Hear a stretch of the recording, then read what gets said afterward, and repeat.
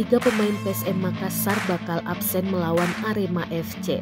Laga Arema FC versus PSM Makassar akan digelar pada Sabtu 4 Februari 2023. Tiga pemain PSM Makassar absen melawan Arema FC, yaitu M. Arfan, Muhammad Saki Ashraf, dan Sultan Saki.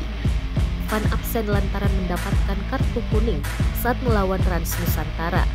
Kartu kuning yang didapatkan M. Arfan merupakan kartu kuning keempat musim ini, sementara dua pemain lainnya yaitu Muhammad Saki Ashraf Huwaidi dan Sultan Saki dipanggil mengikuti pemusatan latihan Timnas Indonesia U20.